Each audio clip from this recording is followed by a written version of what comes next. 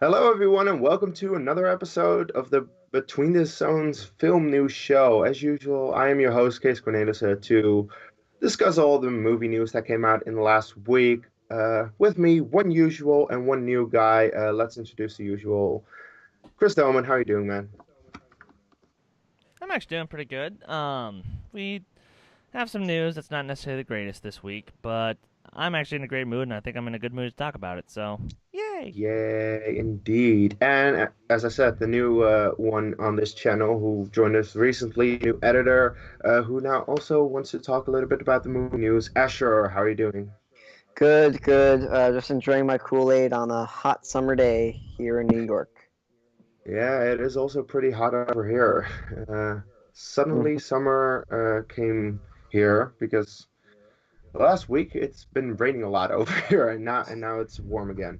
Mhm. Anywho, let's start off with my favorite segment, at least this week. The weekend box office numbers are in. I won this weekend with my prediction, so I'm very happy with that. And there's someone here who was not really spot on with his prediction. We'll get to that in a little bit. But anyway, number one is Wonder Woman, making 57.2 million in its second weekend, only dropping 44.6%. Really small drop for a comic book movie, and already it's at 435.2 million worldwide, Good. making a profit that's good. And I'm yet to see it because it comes out next week. Oh, God I'm damn it. so I'm so proud of that movie. I've seen Anywho, it twice. So second is The Mummy, the new Mummy with Tom Cruise, only making 32.2 million, not really performing that well domestically. However, it made a crap ton overseas because it already is at 174 million worldwide. Number three is Captain Underpants, holding on pretty strong at the number three spot, making 12.3 million, only dropping 48.4%. Number four is Pirates of the Caribbean 5, still holding on to the top five, making 10.7 million, dropping 51.5%. And number five is Guardians of the Galaxy Volume 2, still holding on to the top five, against expectations, actually, making 6.2 million, only beating out It Comes at Night by $200,000. So that's not a big difference between five and six, but still, it made sure that Guardians is in the five spot. It may change if we have the actual numbers in tomorrow, but we'll have to wait and see. Guardians only dropped 36.6%, so it still shows that a lot of people do want to see that movie. Anyway, Chris, yeah. What are your thoughts? Okay, so I'm gonna sum up my thoughts on the ranking of this weekend with this. Really? Fuck me! Yeah. And now, look, what I'm sure is still great news is that Wonder Woman, yes, thank God, it ugh. is making a crap ton of money. I'm so happy about that. Captain Underpants. I'm glad to see that it's making success because it's apparently a critical hit. And Yes. Pirates, despite the the critical backlash to it, I'm glad to see that it's still making money because I enjoy the hell out of it. And of course, Guardians. Good Jesus, it's still going, still. And I think if I'm not mistaken, it's sitting at like about to hit like Yeah. 830 worldwide. Yeah. That's incredible. So yeah, outside of the performance of everything this weekend, this actually was a pretty decent weekend for the box office. So, It was indeed. It was yeah. just not too good for your predictions. Asher, what are your thoughts on this weekend's box office? Well, I'm happy with it because I didn't want the Mummy to be number one. I chose it as number one because I thought you couldn't doubt Tom Cruise, but You people can. doubted. Yeah, people doubted Tom Cruise. Awesome movie. But I'm happy also that my first prediction I did pretty crappily, but not as bad as Chris. So it's just that too. Then Uh, again, Chris is not too good at predicting. We found okay. out. Uh, and no, I'm mainly happy that Wonder Woman's doing so strong. I did see it twice already, and I've really enjoyed it both times. And I'm glad that fans are showing support for it as well. I'm glad that Captain Underpants is still staying strong. Also, I still need to see that movie, and that has a large fan base as well as. I'm glad that kids are now watching that movie, and now they get to read all of the great Captain Underpants books that I read when I was a kid. So I'm happy with those two.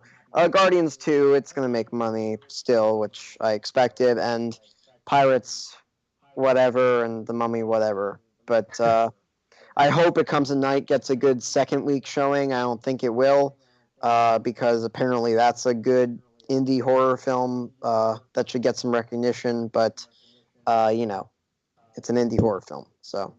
Yeah, that's true. I am not really that surprised by the weekend's box office. I'm just happy to see that most of the movies that I do like are still in the top five. The only one that I don't like is The Mummy, which I actually saw yesterday. Movie is very eh. It's not terrible, but it's not particularly good. And I do recommend seeing the 1999 version. And shameless plug right here, we actually watched that one yesterday, also on our watch along. So if you haven't seen that one, check it out because it's pretty fun. Even though I leave a little over halfway through the movie because I was too tired. Anywho, yeah, the biggest news to have come out, I believe this was today that the news came out, or yesterday. Adam West passes away at 88 years old. I mean, that's a really high age, and he had a really good career. Of course, very much. I know him the most from Family Guy, and he is great in that show. I absolutely love him. He's so funny in that show. There are so many good jokes that he does, and of course, he was in the very first Batman, the very first on-screen Batman that we had in '66. I have yet to see that. I've only seen bits and parts of it, and I was like, oh, that's pretty campy. Makes sense for '66, and as a Batman fan, I kind of have to see it one day, so I'll get to it. But anyway, Chris, I also know you are a big Batman fan and Adam West fan. So what are your thoughts on this?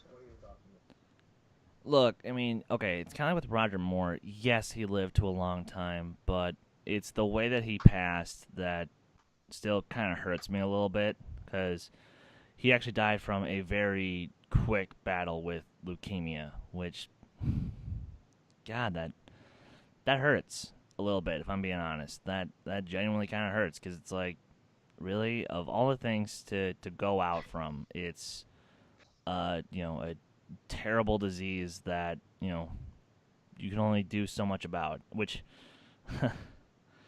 it's kind of awful when you think about it because there actually was a joke about this on Family Guy when when Mayor West is trying to get superpowers just like the Oh, Griffins no. in that one mini episode, and he gets lymphoma from the toxic waste. So that's Ugh. oh Irony. boy, a little bit. Yeah.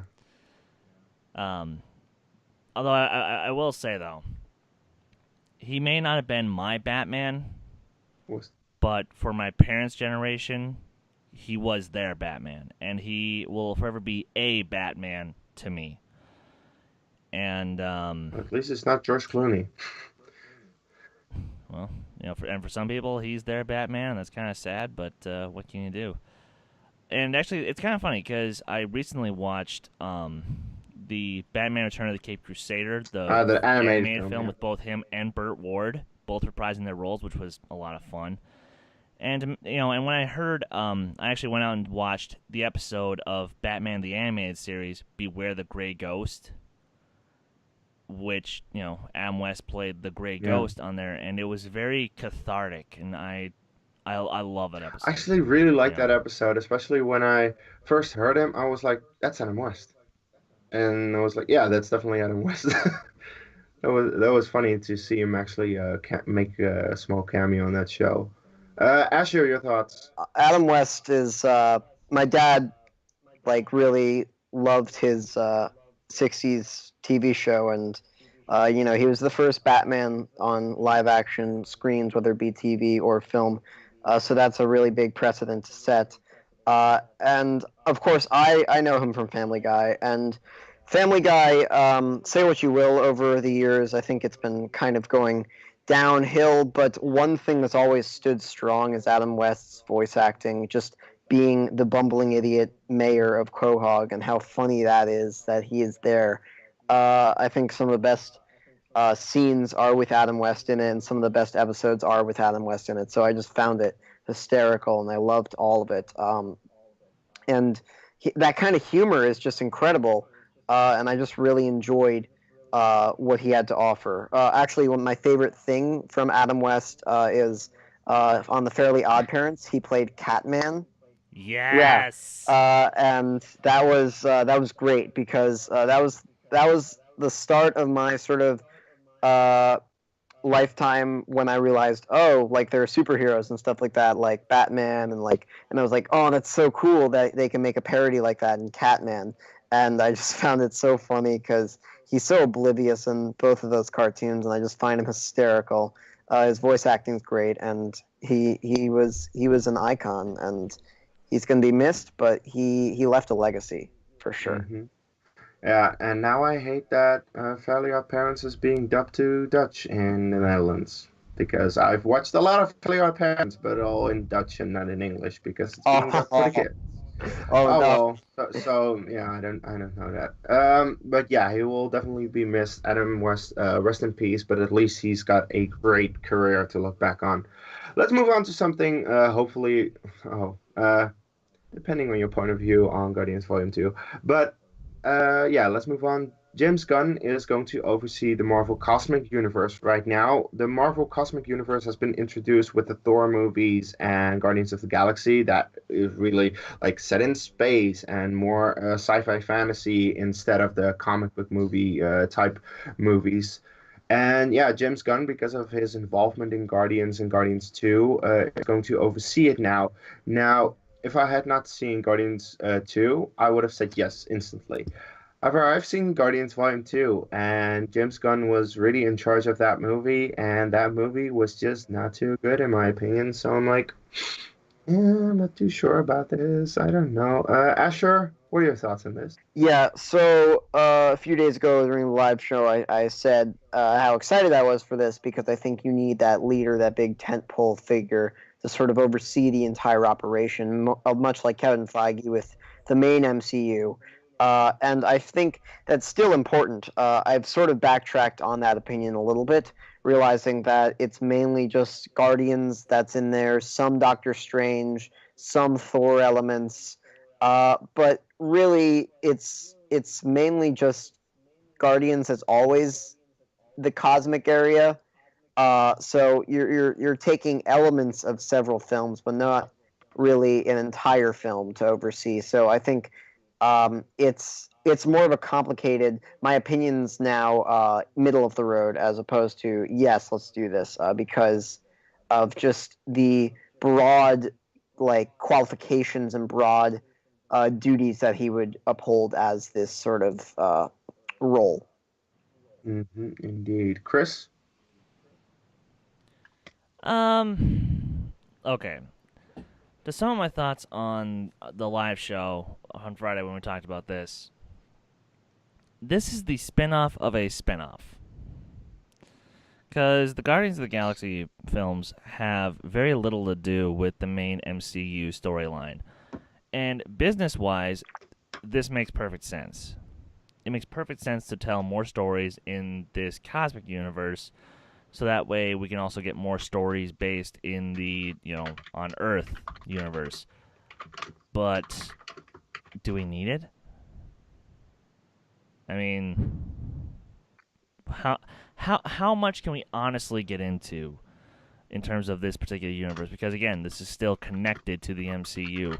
And with something like Star Wars, it's a little bit different because you can have literally any point in time in the Star Wars history. You can go to the Old Republic. You can go to the time of Darth Krayt, which was about 150 years post Return of the Jedi. You could do so many different things. But apparently, just because we saw Sylvester Stallone talk about, hey, let's go do some shit. Oh, now we're going to make a franchise out of this. Okay. Kind of reminds me of Michael Keaton in The Founder. Franchise. Franchise everything.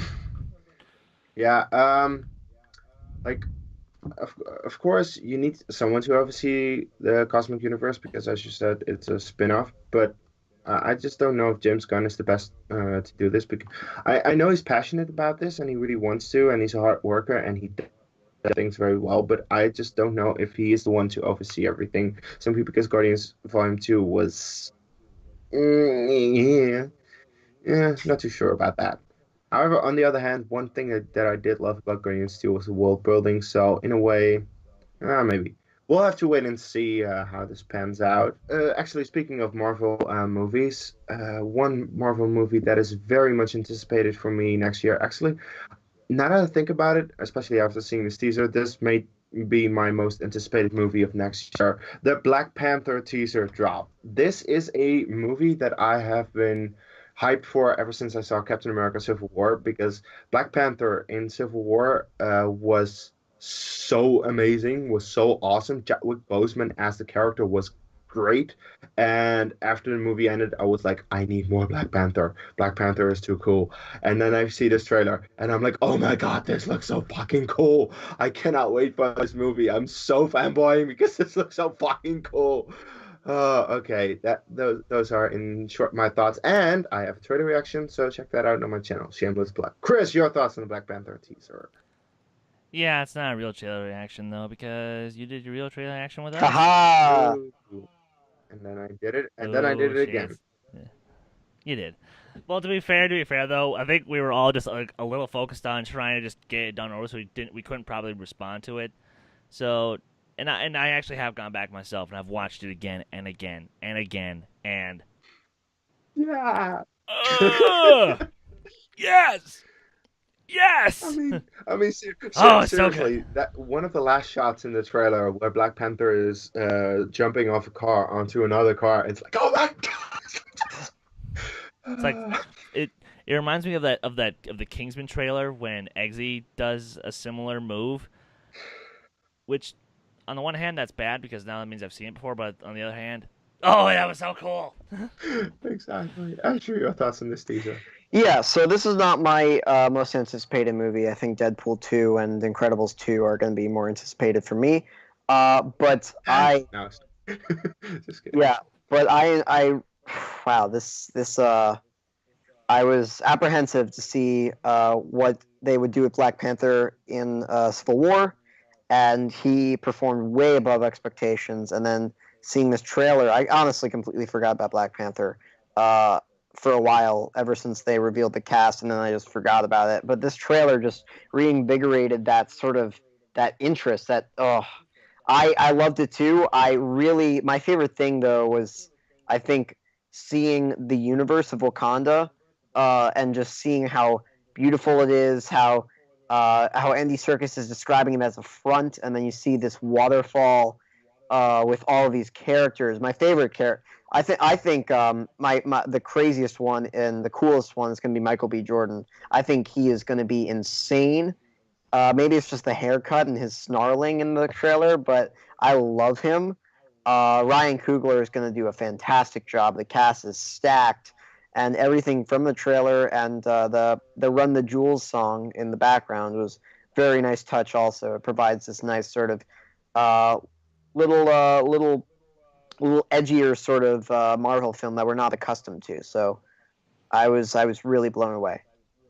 Yeah, it definitely looks like a different type of movie that Marvel usually does, and I just hope that they don't make this too formulaic and they just have Ryan Coogler have his freedom because have you seen Creed? I mean, come on. The directing, Yeah. like, it doesn't really matter what you think of Creed, but the directing in that movie is fantastic, and I think he's going to do that again in this movie. I've yet to see Woodville Station, but I've heard good things, so I'm definitely going to check that out as well. Um, and yeah, that's our thoughts on the Black Panther teaser. So let's move on to another teaser slash trailer slash just thing that Disney released, the Coco trailer, a new Coco trailer released. That for the first half, I was like, isn't this the same exact thing that I already saw a few months ago when they dropped the teaser? But then the second half, they showed a lot of new things, and I was like, oh wow, this shows more. definitely shows more of the world and more of the story, which is interesting. It still doesn't tell you exactly what is going on, which is good. And it's an original concept by Pixar. Original concept by Pixar usually tend to do well. So I really am hyped for this movie. I really want to see it. Asher, what are your thoughts on this one? Okay, it's not really an original concept by Pixar, to be honest. You see the Book of Life? You see the movie The Book of Life? No. Okay. The Book of Life is basically this woman dies and she has to go back to the Day of the Dead and kind of just explore her life there. So, and it's the same sort of. It's a different animation style, but it's the same thing. It was made in 2013. It has Channing Tatum in it. It has other people in it, but Is it good? uh, It's it's fine. it's fine. What I'm just See, saying. and that's why you need Pixar to make it great. Okay, but it's the idea of an original property. They still. I mean, the concepts that they sure it looks good. I mean, my favorite shot in the entire trailer was getting to see the entire again the universe of the world building of the Day of the Dead of the Dead world, and that was great. The humor, it was cutesy. It didn't really do anything for me, and I mean, just the colors were good, but nothing really was great about it. And also the concept. Honestly, I'm not blown away by this. I'm hoping. I'm also trying to keep myself at a lower level of anticipation because I don't want to like be disappointed by something they make.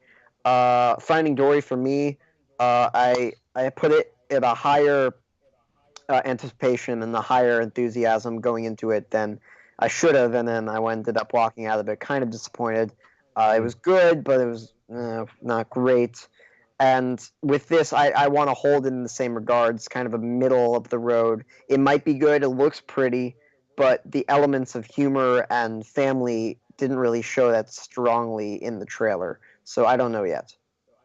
Okay, that makes sense. I just disagree with you. But then again, I haven't seen the Book of Life, so I can't really talk about the originality of it. But makes sense. Okay, I was now not I'm hyped for Finding Dory myself, simply because I thought Pixar does not have a good track record with sequels, except for Toy Story 2. Anywho, Chris. okay.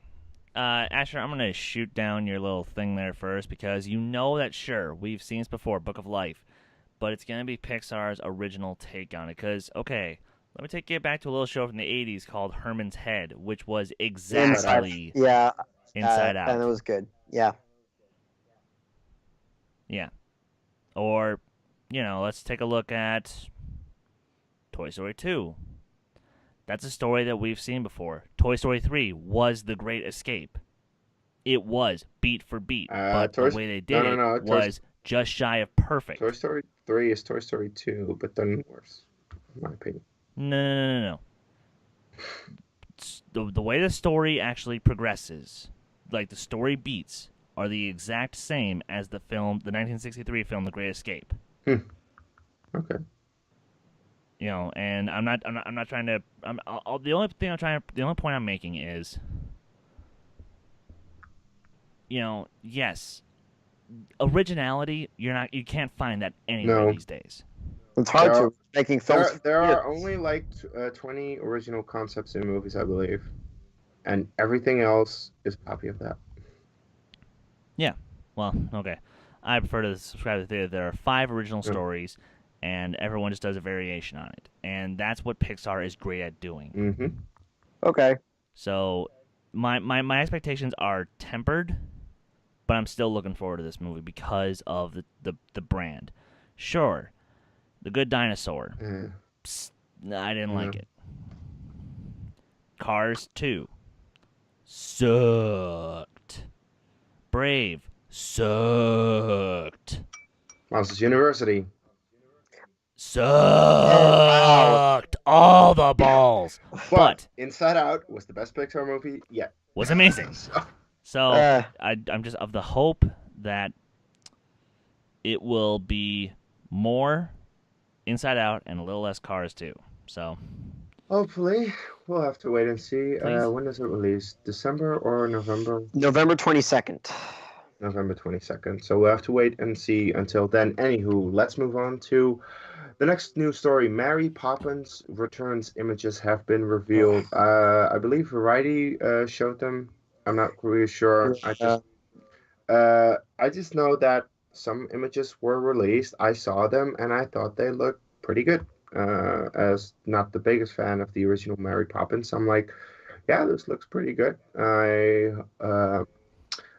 It's interesting to see Emily Blunt like this because she doesn't look like Emily Blunt at all. And I was like, wait, this is supposed to be Emily Blunt. Yeah, looks interesting. They really try to make her look like the like Mary Poppins. So I'm curious. I'm not too sold on the movie just because I'm not the biggest fan of the original. But I wonder, Chris, what are your thoughts on this? Love it. Totally love it. Because I am a huge fan of Mary Poppins. And I and I loved the world. I loved the way it was set up, and what also makes it really interesting. Because again, I haven't seen a video. I haven't seen video footage. I have not seen a trailer, but I'm excited for this movie because it feels, just from this picture alone, I can already tell it feels like I'm already back in this universe where ladies with umbrellas can fly around somehow, and they're just great people. I can already tell that the song sequences are going to be, very energetic and very crazy, but also very very great. And I can already tell this movie's going to have some heart to it, which of course the original did as well. So You're loving it. I'm looking forward to it. That's good. Yeah. Asher, what are your thoughts on it?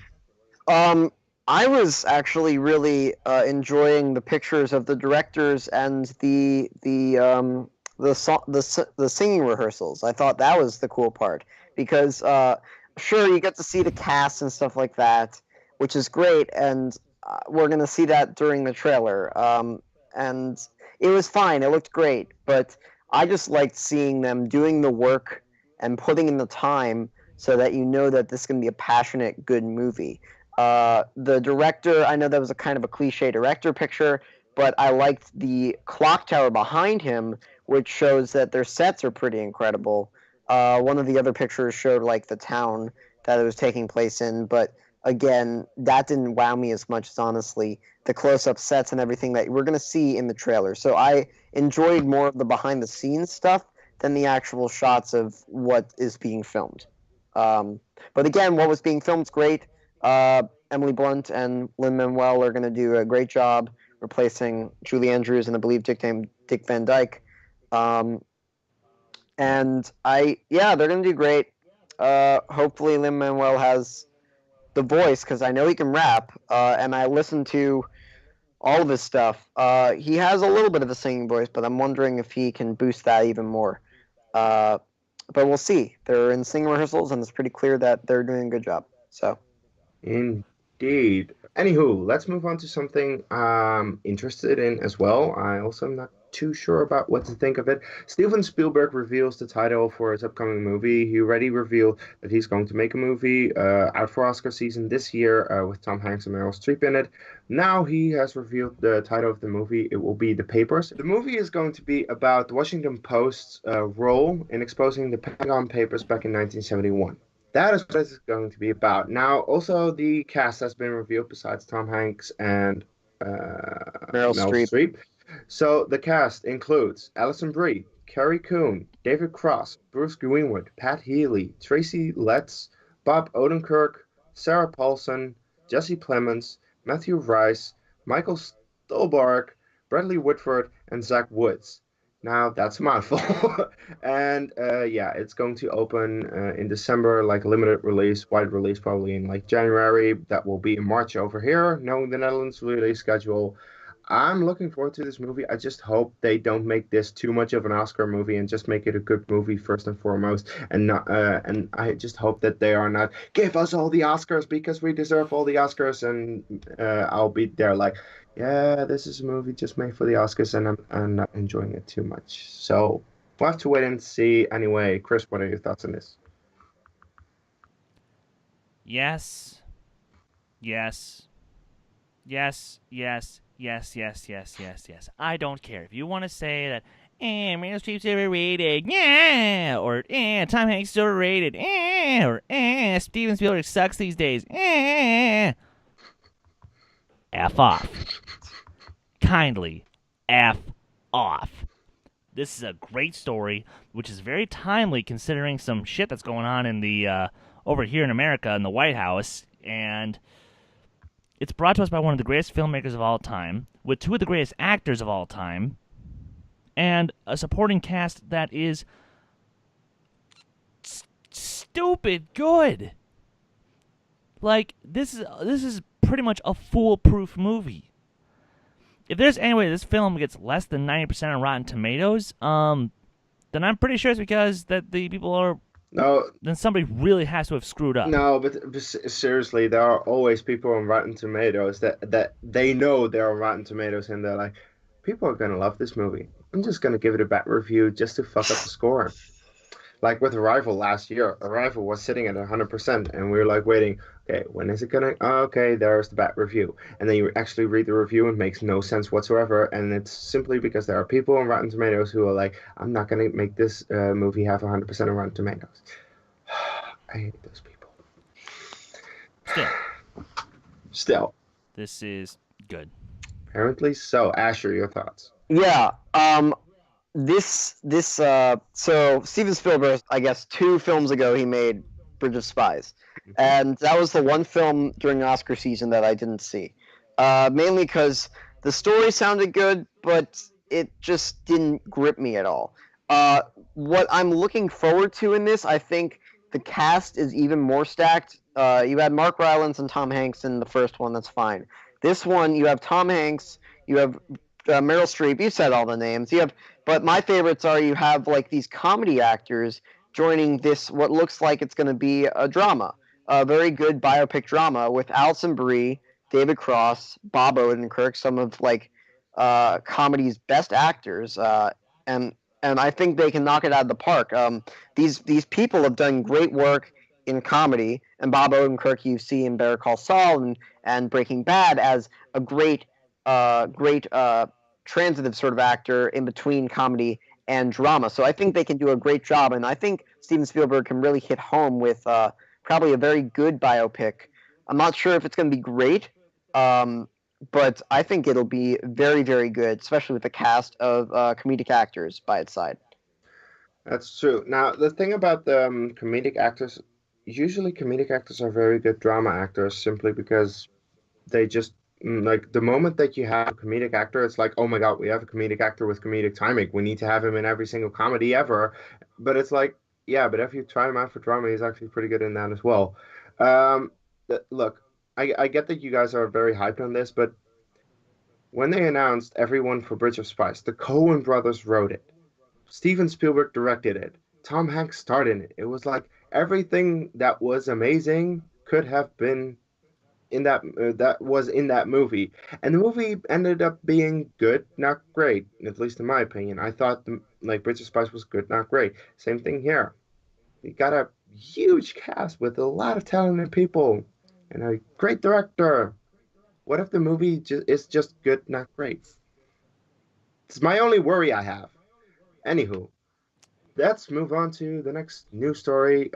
Wonder Woman 2 is announced because Wonder Woman is doing well, and the instant that a movie is doing well, that is part of a franchise, of course, it gets a sequel because that's Hollywood nowadays.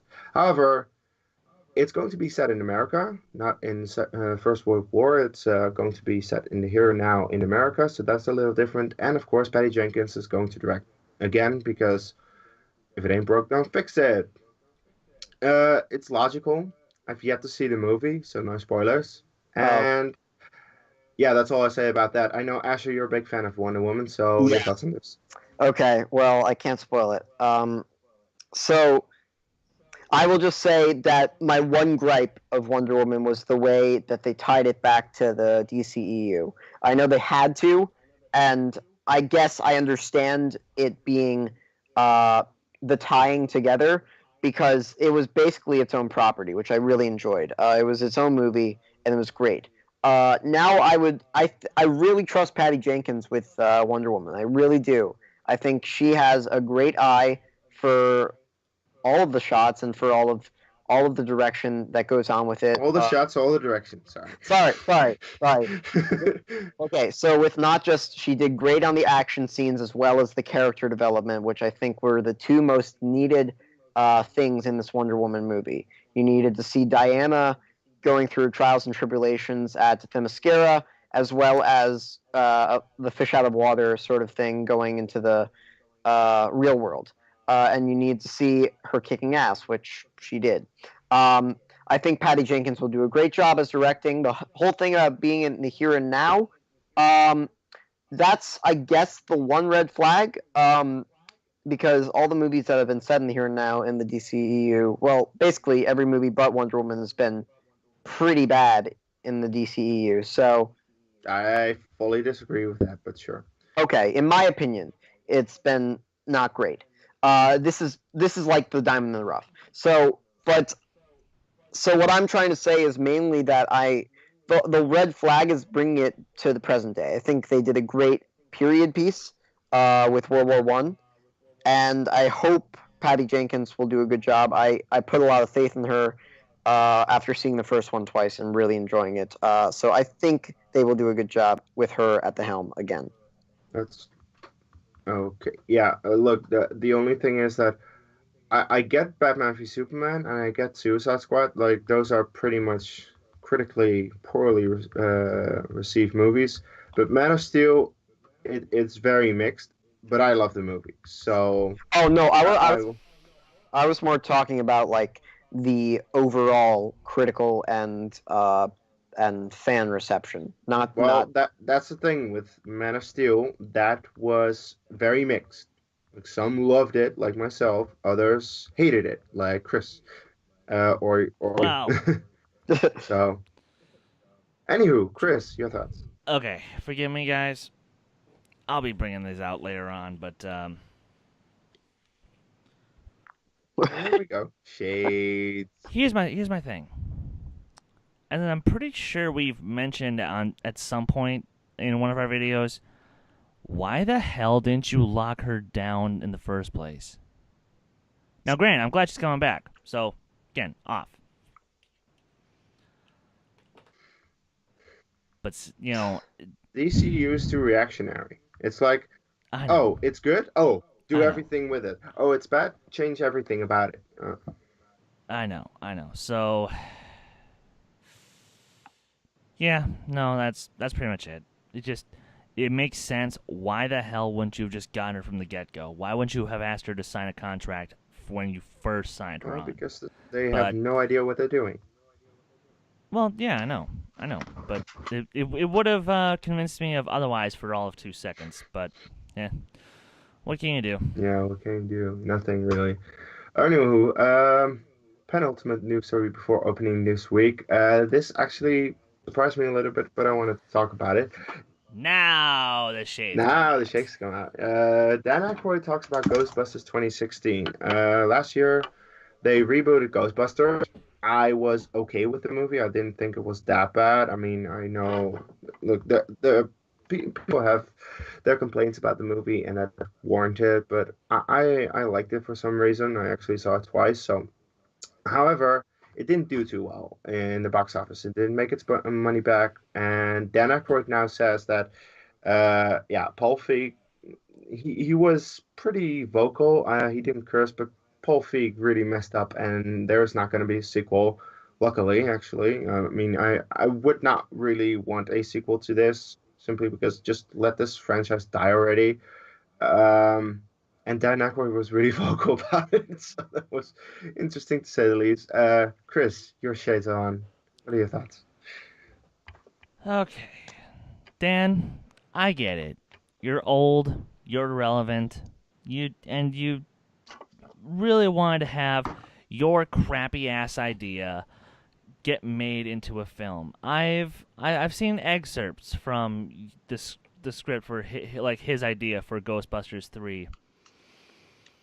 It would have made this past movie, this most recent Ghostbusters movie that I did not like, by the way. I didn't hate it, but I didn't like it. It would have made that look like Citizen Kane. If he had made Ghostbusters 3. Though if it was his script, yeah, it would have been awful. Because it would have just taken all the worst parts of 1 and 2. Because, guys, this may come as a shock. No. The first one is not the all-time classic that everyone makes it out to be. Oh, what are you saying, Chris and Kees? I'm not that big a fan of Ghostbusters. Oh no! However, I know.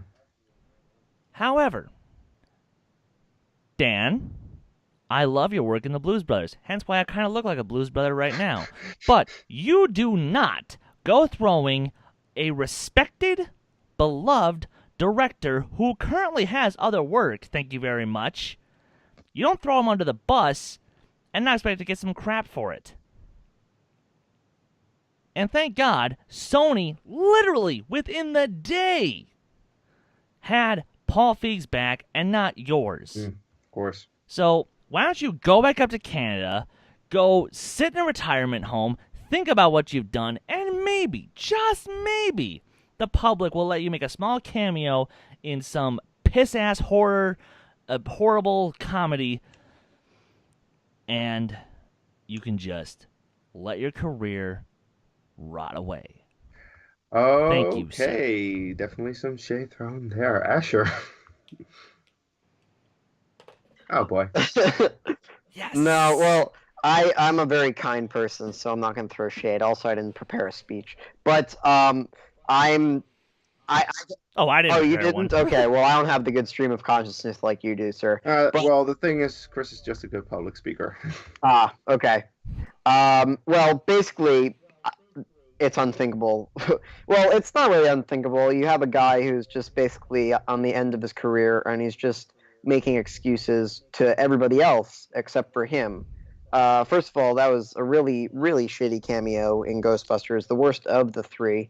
I know it's bad writing also, but still could have made something out of it, and they didn't. Second of all, as I saw Ghostbusters once, it was, again, I didn't hate it. It wasn't good. The main things were just the humor wasn't there, and for some reason the sound editing was very off also. I didn't really like that. But they didn't sync the sound correctly, which was, like, simple. But you can't do this. You really can't. This is what actors do a lot of the times, and I get certain actors doing it because they're still, like, they still have a career and stuff. You can't do this if you are at the end of your career and are looking for work. This is the dumbest idea you can have. If you're looking for work and you need work, nobody's going to want to hire you. Look at Katherine Heigl. She's in, like, one of the worst movies of the year because she can't take a hint. She like shit on Judd Apatow for Knocked Up, and ever since then she's been in really, really, really crappy movies, and she can't get the lead in any big movie that she wants. You can't do this especially when you're at the end of your career like Dan Akroyd, and I just don't know. My shades are up here because it's a less of a shade argument than down here, but still, yeah. By the way, what are your thoughts on the original Ghostbusters? I find it to be pretty funny, honestly. I thought it was really good. I never saw the second one, so I don't have an opinion based on Ghostbusters 2 versus 2016. I thought the first one had a lot of humor in it and was pretty good, and, iconic lines galore. But again, I think that was with rose-tinted glasses because I was hyped so much for it anyway. So I don't know, certainly, my perspective compared to the actual perspective. So, yeah. Well, look, Dan Akroyd, shut up already. Come on, are you kidding me? Yeah, I have my shades here as well. Let's all put them on. Just shut up. You don't have any work, and Paul Feig does, so shut the fuck up about him. And one more thing. So make your crystal yourself. Look, I kind of like the new Ghostbusters. I don't think the original Ghostbusters is the amazing classics everyone makes it out to be, and that's really my thought. Chris, yes, you have something else? Yes, it's true, Dan. You have no dick. Okay. Moving on to opening this week. Actually, four movies finding its wide release in theaters this week. We have 47 Meters Down, which I actually saw the trailer for just before I went to see The Mummy, and I was like, well, that looked awful. I'm definitely not seeing that movie. Mm. Then we have All Eyes on Me, the biopic based on Tupac. Tupac's life, which actually looks really interesting. I'm definitely going to see that. Then we have a movie that I honestly do not care about because it's fucking Cars 3. Cars 2 sucked, so why am I going to see this? No, I'm not going to see this. Evan is going to see this and enjoy it way more than anyone humanly, healthily, whatever should. Anywho, and then we have another movie that I have not heard about, Rough Night. So Okay. I'm seeing one of these for Ash. Are you seeing any of these movies? Maybe I'll see Cars 3 during Father's Day. Who knows? But to be honest, I'm actually more hopeful for Cars 3 because I didn't see Cars 2, so I don't know how to feel about it. I will be watching Cars 2 within the next few days. I'm sorry, but it's gonna be Don't. punishment for Do, myself. do Uh, yourself a favor and don't. but honestly, the one I'm most looking forward to is the Tupac biopic, All Eyes on Me. I think it's gonna be acted very well. I think, especially with Straight Outta Compton, people are understanding what rap and hip hop and just music biopics in general are doing. Love and Mercy in 2015 was a very good music biopic about the Beach Boys and Brian Wilson. Yes. I think it was possibly one of the best movies of that year. I really enjoyed. It I was. really enjoyed it. But anyway, I think people are doing good jobs with music and hip hop biopics specifically, and I think they got the right actors, they got the right talent, and I think they have the right music in order to tell Tupac's story. So I think that's going to be the movie that I'm going to see. Rough Night. I mean, Scarlett Johansson's beautiful, but it doesn't. It looks kind of funny compared to other female-led comedies like Snatched. It looks funnier than Snatched, so that's something. So I mean, I'm probably not going to see it, but it looks good. And then Cars 3 looks fine. And then what was the other one? Oh, 47 Meters Down. That trailer looked like Sharknado, which is not a good Yeah, sign. exactly. Is it trying to be Sharknado? I don't know. It's definitely not looking like the Shallows trailers, that's for sure. Here's a tip for all of you trailer makers: use a different font. That font is awful. It is garbage font. I'm just telling you, it's a very technical thing, but it's really not a good looking font. It makes your movie look like you're making Sharknado or a sci-fi original. And you don't want that to be how you're making your movie. Just change the font. That's it. Or Yeah. change the trailer entirely. Just do Hashtag something. branding. Okay. Anyway. Yeah, sorry. So those are my thoughts on the movies. I'm going to see probably All Eyes on Me maybe in 2-3 weeks. Cars 3, who knows? And then the other two, probably not. Okay. Chris, what are you seeing? Gentlemen, I'm disappointed in you both. There's a shark movie with sharks and a cage and two people stuck in the water. It's gonna be glorious. And it looks I'm kidding. fucking horrible. I'm actually totally kidding about. Chris, there's no NATO. I'm totally kidding about 47 Meters Down. It does look like garbage. I mean, I'll be honest. When it comes out on DVD, I'll give it a watch and I'll laugh at it. But the days of good shark movies are over, and it kills me to say that. And I know Jason Statham has Meg coming out next year, but I'm gonna hate that no matter what. So, yeah, and then Rough Night. It actually looks interesting. It looks bad, but it looks interesting. They also got Cars 3. Maybe if I'm feeling nice, I'll go see it, but eh. The only one that I'm actually really looking forward to is All Eyes on Me because, yes, movies that actually have something to do with, artists that I genuinely like, like Love and Mercy. I love that movie. Or Walk the Line. I do love that movie. And then, of course, I'm a big fan of Tupac.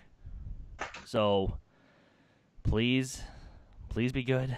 Please be good. Everything way, they've shown is promising. So Yeah. what do you think about Saturday Night Compton? Okay. It's not that I don't like it. I just think that the last third is not as good as the first two thirds, and that does kind of drag it down a tad bit. But otherwise, still a solid film throughout. Indeed. Yeah, I really like Saturday Night Compton, even though the third act was a little bit eh.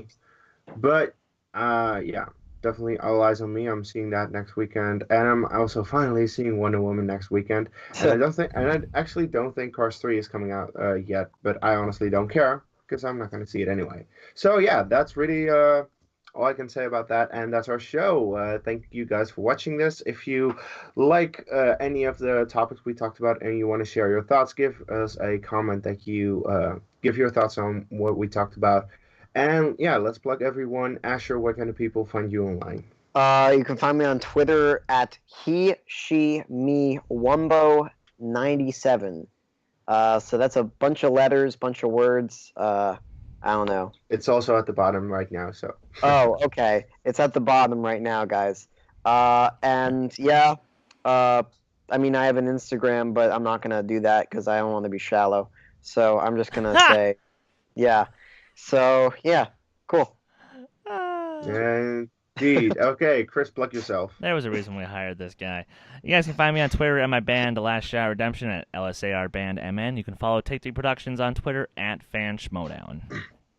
Indeed. And if you've been following my YouTube channel, you have seen that I'm back. I'm actually going to upload my Mummy review pretty soon as well. And just check out the videos that I've been uploading recently at Dutch Movie Guy on Twitter and the Dutch Movie Guy on YouTube. So look for that. That was our show. We'll see you next week. Take care.